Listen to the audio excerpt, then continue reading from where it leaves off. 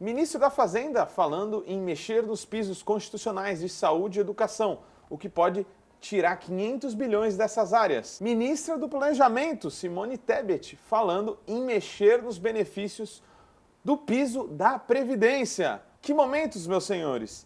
A gente achou que teria vencido o bolsonarismo. E vencemos, de fato, mas não totalmente. Ainda estamos diante de certas doses de neoliberalismo, só que dessa vez neoliberalismo progressista.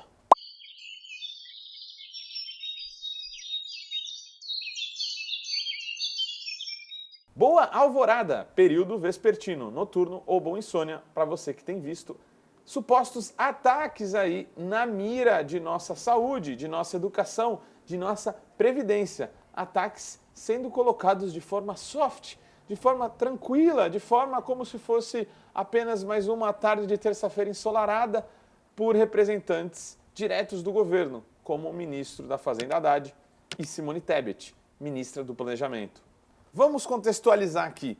A gente está falando de reformas que têm sido pautadas sem discussão de fato pública, com audiências, sem discussões feitas de uma forma democrática, mas sendo colocadas principalmente por jornais interlocutores diretos da nossa burguesia financeira, por exemplo, o Valor Econômico. Se você, meu amigo, minha amiga, você camarada que está aí nos assistindo, abrir o Valor Econômico quase todo dia, tem alguma bomba sendo ventilada por setores do governo.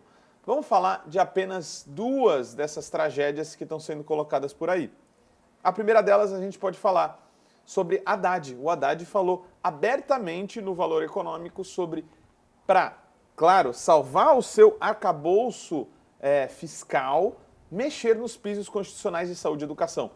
Tem um vídeo sobre isso aqui, vocês podem procurar no nosso canal. A gente tem uma obrigação do Estado brasileiro de gastar um valor mínimo do que arrecada em saúde e educação. E o Haddad sabia, quando impôs o seu arcabouço fiscal, que esses dois gastos, esses dois investimentos sociais seriam ameaçados. E agora ele falou novamente no Valor Econômico que pensa em mexer neles.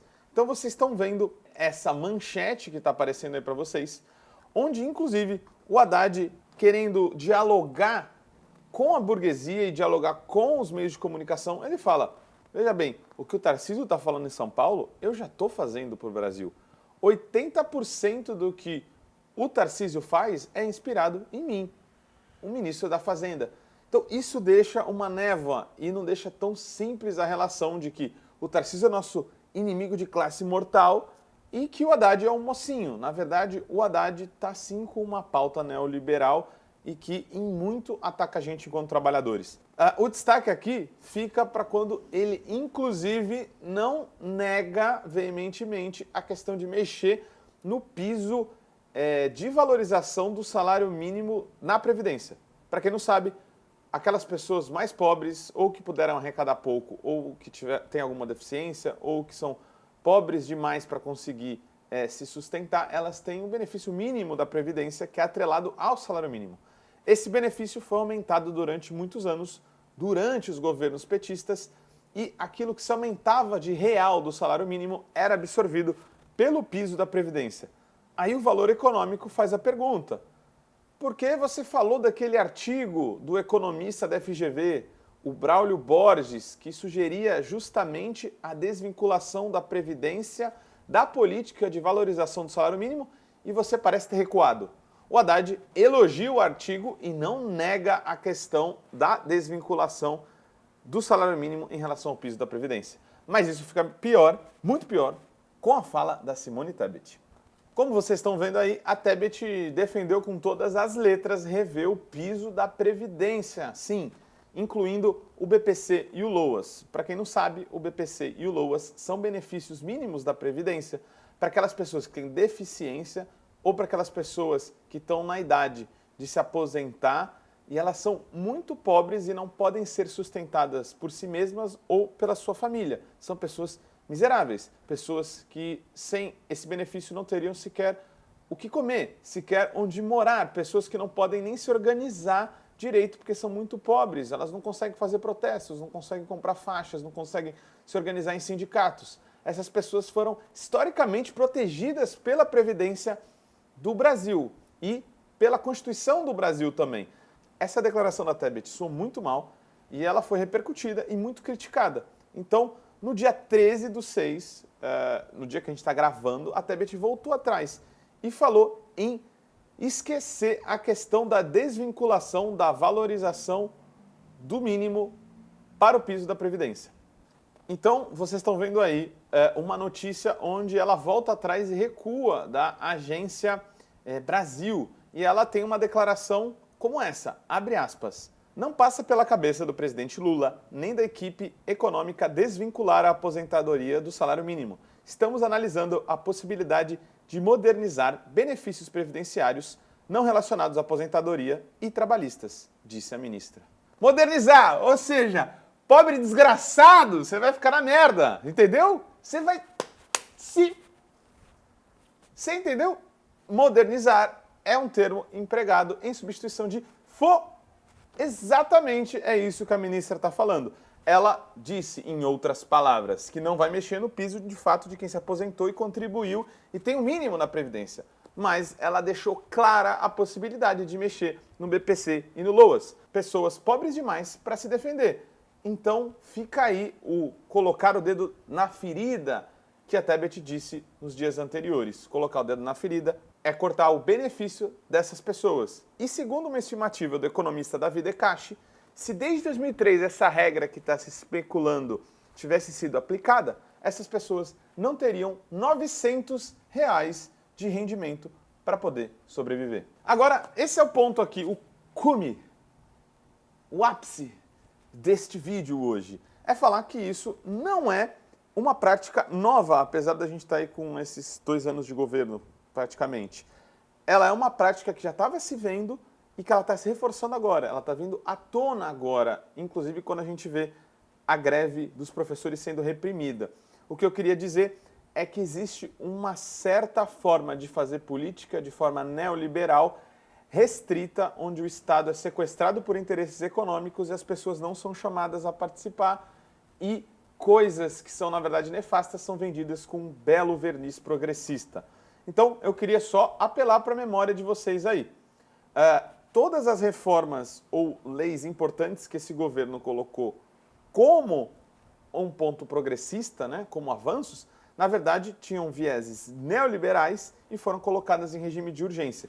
Leia-se, regime de urgência, ferrar você, porque você não vai participar da discussão. Nem audiência pública vai ter. E só vai ter o patronato sentando com o governo, o que, obviamente, não é o motivo pelo qual a gente votou nesse governo. Vamos lá. Câmara aprova urgência para o projeto do arcabouço fiscal. O arcabouço fiscal condenava saúde e educação. A gente já sabia, ou o arcabouço ou gasto mínimo em saúde e educação. O arcabouço foi colocado em regime de urgência também, sem nenhuma participação de entidades da sociedade civil para discutir como seria o novo regime econômico do governo. Número 2. Senado aprova urgência e votação da reforma tributária, começa nessa quarta. Essa manchete nos lembra que a reforma tributária também foi feita com regime de urgência, sem a participação de vários setores, como o Sindifisco, vários setores como auditores da Receita Federal. Não foi chamada em nome também de uma tributação dos mais ricos, ela foi feita a toque de caixa e, inclusive, está aí expressa na nossa foto de capa desse vídeo de hoje, como todo mundo se uniu e tirou foto junto. A reforma tributária, por exemplo, consolidou o desvio de 30% dos recursos da nossa Seguridade Social até 2032 para ir para a dívida pública, por exemplo, isentou agrotóxicos, isentou o agronegócio de impostos e coisas do tipo. Coisas muito graves foram feitas na reforma tributária, que foi também feita em regime de urgência. Número 3, outra coisa que foi proposta de forma autoritária e neoliberal. A PL dos apps, que dizia-se um avanço, né, para os entregadores de aplicativo. A gente sabe que era preciso conversar com os entregadores à direita, eles estão à direita do governo, mas é preciso conversar com eles. Eles têm uma mentalidade empreendedora no sentido ruim do termo e têm uma mentalidade ultraliberal, sim, né, de cada um por si e sai da minha frente que eu preciso fazer entregas. Mas não é por isso que elas não têm que ser chamadas e até seria uma forma de trazer essas pessoas mais para perto de um projeto mais solidário, um projeto mais redistributivo, um projeto onde essas pessoas tivessem de fato mais protegidas. Não chamou, por exemplo, o governo, por causa do regime de urgência, o grande pesquisador da área no Brasil, o Ricardo Antunes, um professor que manja muito do tema e que apontou essa reforma, ela destrói inclusive dispositivos de mais de 50, 60 anos que já eram consenso no Brasil e que foram adotados no Brasil a partir da Organização Internacional do Trabalho. Então esse app fere até a OIT, por isso que está escrito nessa manchete. O governo vai retirar a urgência do PLP dos motoristas para evitar derrota. Quando o governo viu que os entregadores estavam se alinhando com a extrema-direita para rechaçar o projeto, para não ser derrotado, o governo tirou o regime de urgência. Com isso, eu quero terminar que esse episódio onde o Lula deslegitima a greve dos professores e da educação em geral, onde tem técnicos administrativos que ganham 2 contos, sim, tem gente fazendo greve porque ganha 2 contos e está defasada aí, digamos assim, por cerca de 6 anos, apesar do aumento do ano passado. Quando o Lula diz que as pessoas estão atrapalhando o país e atrapalhando os alunos, ele está fazendo uma fala de direita, que a gente sempre condenou.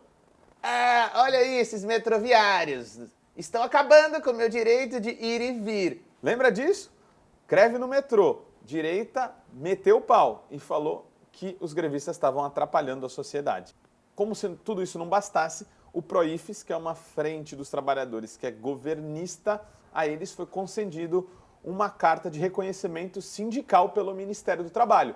O governo foi autoritário não só de deslegitimar e não querer falar com os grevistas que queriam a reposição salarial, só a inflação. É muito pedir a inflação. Não só deslegitimou eles, como deu uma carta para o PROIFES para ser a representação sindical dos trabalhadores, né? Mais uma delas, e só negociou com o PROIFES praticamente. O que deu? O PROIFES aceitou a proposta de 0 do governo e boa parte do movimento seguiu em greve. O vídeo de hoje, galera, então é para a gente refletir. O governo Lula, apesar de muito melhor que o governo Bolsonaro, mantém alguns componentes neoliberais, talvez em menor intensidade, mas o que é pior, vendidos com um viés progressista. A gente precisa se manter vigilante e criticar de qualquer forma. Não vamos passar pano para corte em saúde, não vamos passar pano para corte em educação, não vamos passar pano para deslegitimação de grevista. Isso é coisa de direita, isso não nos faz avançar. Então é preciso pensar que talvez a gente esteja de fato diante de um neoliberalismo progressista.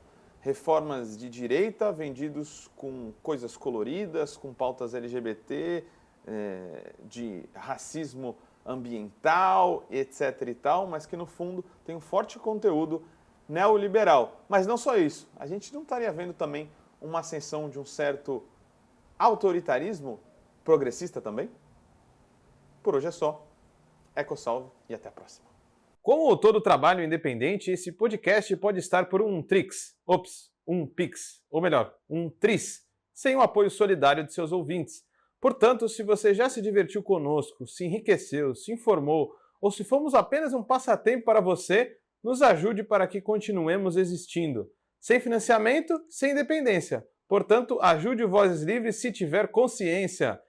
Isso pode ser feito pelo nosso apoia-se/podcast Vozes Livres ou pelo Pix, pelo e-mail podcastvozeslivres@gmail.com, escrevendo no assunto a palavra Vozes.